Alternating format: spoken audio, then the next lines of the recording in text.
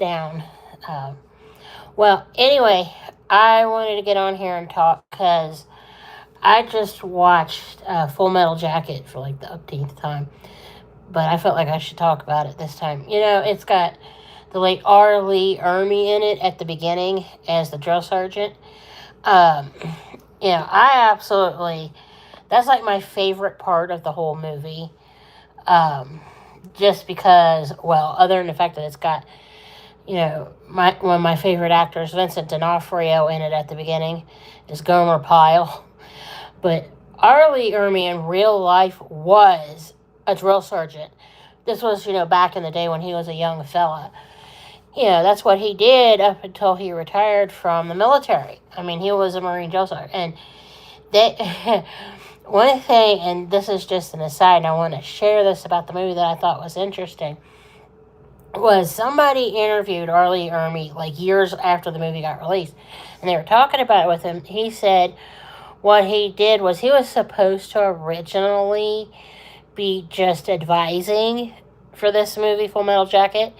He said what ended up happening is the guy that they were going to use for the drill sergeant like flaked out or something, or wasn't doing it the way that the director felt, Stanley Kubrick felt, quote unquote, felt that he should be doing it.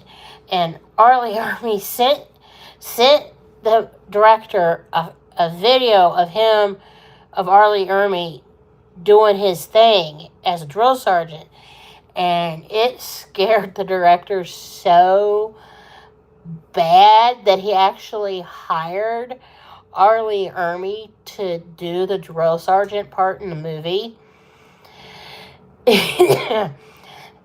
Excuse me, I had an ear infection on Tuesday, and it's kind of still kicking my tail. But that aside, R. Lee Ermey, if you haven't seen this movie, the beginning is like, you can't watch it with a little kid. Wait until, if you have, somebody under the age of, I'd say, 15 or 16 years old, do not watch this movie with them because it's violent. It's rated R for a reason, okay? And that's why I said this video isn't for kids, because I'm going to talk about a couple of things at the beginning, and little kids don't need to be watching this. But one thing is, this is Vincent D'Onofrio's first anything. First movie, first TV show, first anything. This is like the very first thing out of the chute for Vincent. And I like I mentioned in the video for Adventures in Babysitting, that's the first movie I ever saw Vincent in. That was the second movie he ever made. This was the first movie that Vincent made. I think the world of Vincent. He also played Edgar the Bug in Men in Black. I was talking to somebody, we were talking about that I think Vincent D'Onofrio is good looking. And she said, oh my God, he was Edgar the Bug. And I'm like, yeah. She's like, I didn't realize that was him. She's like, yeah, I can see why you think he's a good looking fella. I'm like, mm-hmm. She's like, you like them tall and dark, don't you? I'm like, uh-huh. You guessed. Yeah, and I go, it reminds me of my husband a lot, is what it is. But yeah, it's one thing at the beginning is R. Lee Ermey's character calls, like I mentioned just a little bit ago, called Vincent D'Onofrio's character Gomer Pyle, because Vincent's character was a bit on the chunky side. And, he just, he was a bit slow in the old coconut. The character was Vincent's sharpest attack. I mean, if you ever seen him in Law and Order: Criminal Intent, you'd know that he is really gifted. I mean, Vincent, if you're watching this, I would like to meet you in person. I really would.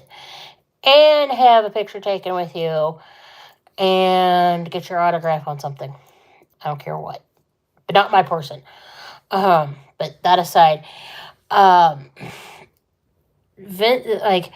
there's one part at the beginning where R. Lee Ermey's character has Gomer Pyle, Vincent D'Onofrio's character, sucking his thumb and following behind his platoon with his pants down and holding his gun I'm gonna have to use this bottle of soda pop. Is it like this? And this is like the business end down.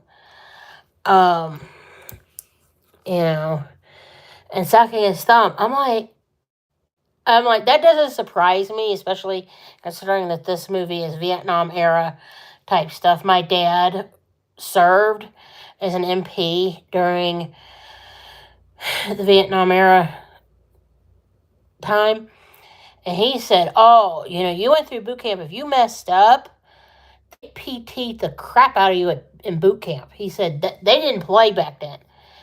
Dad would know. Dad was stationed at Fort Knox here in Kentucky in the Army. I want to tell you something about Fort Knox, just as an aside. There's a reason why it's in Kentucky. Okay? We don't horse around here in Kentucky. We will shoot you. If you get down there, the Army will know you're there before you do. They don't horse around down there. Okay? Just saying. But anyway, back to the movie. It's like they showed Vincent D'Onofrio's character trying, and then like Private Joker. One of my favorite parts is Private Joker right at the beginning. He impersonates John Wayne. He's like, "Is that you, John Wayne?" And he's like, "Me? Yes, it's me," or something. It was just, that part was just like one of my favorite parts of the whole thing. And R. Lee Ermey's character, he's like, "Who the heck said that? Who signed his death warrant?" And it's just, he didn't say it like that, but it was a little more colorful language than what I just said. But it's just expletives all over the place, and it's just, R. Lee Ermey's character was just, this is just how I see a platoon drill sergeant being. I mean, it's, and it's like from my father's description of an Army one back at that same time. I'm not surprised. I'm not. I mean, it's, and I have a cousin who is currently a Marine. I won't say who he is, but it's a guy. I remember him going through boot camp, about 20 years ago. I can't believe it's been 20 years, but he had a bad go of it just because the Marines, from what I understand, there's a reason why they're so hard. Like they weed out all the non-hackers, as R. Lee Ermey said in this movie. That's not a lie. That is real life. That happens in real life. I know there's videos here on YouTube showing what Marine basic training is like. It is hell on earth for 8 weeks. And just as I think I might have said this on my main channel. I got to tell a story about Marine boot camp that I heard from my cousin. And this is a story I'm pretty sure I shared on my other channel. Just to give you an idea of what real life boot camp is like. My cousin was having a bad time at boot camp 20 years ago. And my letters actually helped him get through it, because I was engaged to my now husband at the time, and I was planning our wedding. Well, I'd write him and tell him everything about, like, he got to hear all about my wedding. I was talking about normal stuff, and I'm like, for example, I wrote him and I quoted Tom Hanks to him from, I almost said "If You Could Bend My Butt." Try A League of Their Own. I told him, I said, Full Metal Jacket does rock, Costello. But, I told my cousin, I said, if it was easy, everybody'd be doing it. Yeah, it was. Costello, abused theme soldier was harsh, but that's how they actually do it in boot camp. All the, this is from what I understand from my father, because he was in Army boot camp. My cousin said that, in Marine boot camp, they are really, really hard. I have to watch that movie, Uncommon Valor, with Gene Hackman. But my cousin said that in Marine boot camp, this movie is about as close as you're going to actually get to seeing what it's really like in Marine boot camp. But this was like, 40, 50 years difference? Because he was in the Marine boot camp in 2004, and my dad was in the Army boot camp in the mid 1960s. Yeah, so, but it's just, I really love this movie, but, um, yeah, POW perspective, um, that's actually a movie I might want to watch later, but I actually know somebody who was a POW in Auschwitz, in real life. He wrote a book about his, uh, experiences, and I wrote about him in high school. The guy ended up coming back here after he got liberated by the Russians. He almost died. Just as a side note, there's this guy I know. He's obviously passed away now. He passed away about 15 years ago. That actually wrote about the POW experience from. Oh, Patton, you're gonna like that book. Or the movie. It's a good. Patton's a good movie. My this man I know, he was actually at Normandy. So, it's like when I watch Saving Private Ryan, just as an aside about that military movie, that's pretty much what he went through. Is what you saw at the beginning of Saving Private Ryan that really happened in real life. I can actually tell you that with 100% accuracy because he wrote about it. And I watched that movie and I was like, oh my God, wow. He was in the Army also, and he said that the scariest thing after getting out of boot camp was, like they open up those death holes. The way they show it on Saving Private Ryan, that's what it actually looked like. And he said you wouldn't believe like the people were drowning, and it's just crazy. And he just said he was scared, and he joined the Army because he was having problems deciding what he wanted to do. He wasn't sure if he wanted to be a minister or a teacher or like 15 other things. And he said he got in and that scared him straight. He actually, after he got back here to Kentucky, he decided to go down to Louisville to the seminary down there and became a minister. And him and his wife, and this is a true story, he wrote about this in his book.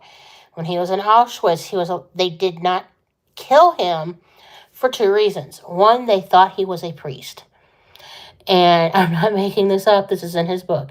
He thought the Nazis were devout Catholics, and they would not hurt him for that. Like, they tortured him, but they wouldn't kill him because they thought he was a priest. And secondly, they thought that God would strike them dead if they did something to him. And that's also part of the reason why, like, they wouldn't hurt, like, the rabbis right away. Because they were afraid that God might strike the Nazis dead. I thought you'd find that interesting. That's true. That's a true story. And the Russians almost killed this fella once they liberated the camp because the guy had blonde hair and blue eyes. And there was like, it was him and like three other guys from his platoon survived.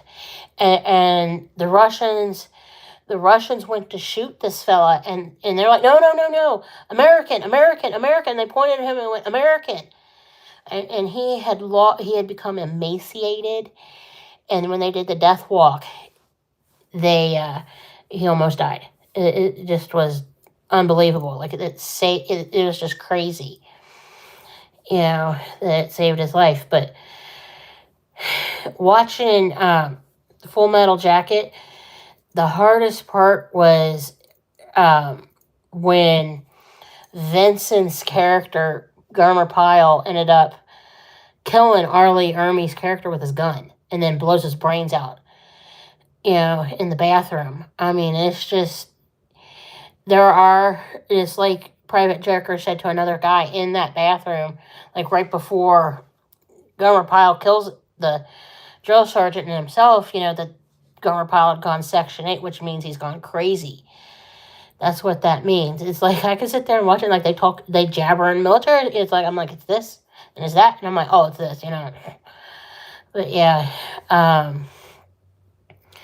one of the more hilarious things is one of my great uncles was also in World War II as a fighter pilot. Yeah, Matthew Modine did have a few great films back in the 80s. if you've not seen, this is like a total like 180 from Full Metal Jacket. Is Vincent D'Onofrio's second movie is Adventures in Babysitting. He actually lost a bunch of weight between the two movies. Is like a big difference, and he looks more like he does now. Like he's very handsome. I hate to say it, but I really am just a big fan of Vincent D'Onofrio because I've been off. Missing in Action with Chuck Norris is really good. I met Chuck Norris. Chuck Norris is Chuck Norris, I have to say as an aside here, is actually a very, very nice man in person. He's not very tall either. He's not very. I actually was able to look him in the face when I shook his hand. I met Chuck Norris in Lexington, Kentucky, 10 years ago? And I mean, and I have to blame somebody from Star Trek for this. This is a Star Trek story on that. I was waiting in line to meet Jonathan Frakes, who played number 2 in Star Trek The Next Generation. And here comes Chuck Norris. I'm like, yeah. I mean, seriously. Yeah, any Chuck Norris movie is good because that man is talented. He is really talented. And he's super nice. I mean, he really is. He is actually a very, very nice man in person. I couldn't get over it. And it's like what the funniest thing is, and I have to tell this, and I hope I don't get in trouble with him for this. But what it was is we're down there in Rupp Arena in Lexington, Kentucky. And I'm waiting with my husband, Tony, to meet Jonathan Frakes from Star Trek. And here, like I said, here comes Chuck Norris. You know what I did? I pulled out my phone, looked at it, snapped his picture, shut my phone back down, shoved it back in my pocket, shook Chuck Norris's hand, and he just went on his way. I was like, Chuck Norris is one of my other favorite actors. I mean, I remember watching him in, the Walker, Texas Ranger. That was like, I loved watching him in that show. My mom and I would turn that on and watch it like, it was like, two women watching their soaps. But we loved Chuck Norris in that movie. My foot. Try TV show. Yeah, Firewalker is a good Chuck Norris movie too. Like I said, any Chuck Norris movie is worth watching. He's, like I said, just an amazing person. One thing about Chuck Norris is that when one of my cousins was a little kid, the cousin has, hiccups, learning disabilities, and his dad's name happens to be Chuck also. And what happened is this little fella told his mom that he wished his dad was Chuck Norris so Chuck Norris could teach him self-defense. I wish I could have thought of that to tell Chuck when I met him because, I would have called my aunt up and it's like, put your son on the phone, and see if I could have gotten Chuck to talk to him. I think my cousin would have lost his mind and his mom too. And my mom would have been calling me going, how did you get Chuck Norris to talk to my nephew? I was like, man just showed up. I'm like, but I tell you what, I remember this. This was when I saw him, it was like 6-7 years ago. It was like $100 and something to meet Chuck Norris and get a signed autographed picture of him. You couldn't take a picture of him with you. And that was part of the reason why I did what I did. I know that's a bit naughty. But I was like, I'm not paying no $100 to see him. I like him, just not that much. I mean, but really. But anyway, I do recommend watching, like I said, Full Metal Jacket, because it does show a little bit of a different perspective on the Vietnam War and like boot camp, and it shows how tough like the Marines could be. Well, I'm going to pause here just because I'm going to check one more thing, and I may have another movie review to do. So it's good seeing you. I will talk to you in a little bit, okay?